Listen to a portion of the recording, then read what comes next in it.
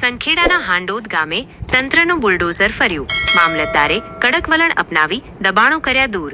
સંખેડા તાલુકાના હાંડોદ ગામે ચોકડી ઉપર કાંસ તેમજ સ્ટેટ માર્ગ અને મકાન વિભાગની હદમાં છેલ્લા ઘણા સમયથી દબાણની સમસ્યા અત્યંત વિકરાળ બની ગઈ હતી. લાંબા સમયથી તંત્ર દ્વારા આ બાબતે સદંતર નિષ્કાળજી સેવવામાં આવી રહી હોવાના આક્ષેપો થઈ રહ્યા હતા, પરંતુ આખરે તંત્ર એક્શન મોડમાં આવ્યું છે.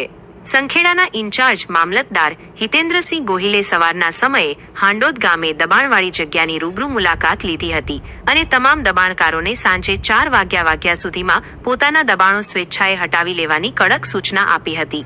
જો કે નિર્ધારિત સમય સુધી મોટાભાગના દબાણકારોએ પોતાના દબાણો હટાવ્યા નહોતા, જેથી સાંજે બરાબર 4 વાગ્યે ઇન્ચાર્જ મામલતદાર તેમના સ્ટાફ, પોલીસ કાફલા અને જેસીબી મશીન સાથે ઘટના સ્થળે ધસી આવ્યા હતા અને જે દબાણકારોએ સ્વેચ્છાએ દબાણો દૂર નહોતા કર્યા તેમના પર જેસીબી ચલાવીને તમામ ગેરકાયદેસર દબાણો જમીનદોસ્ત કરી દીધા હતા.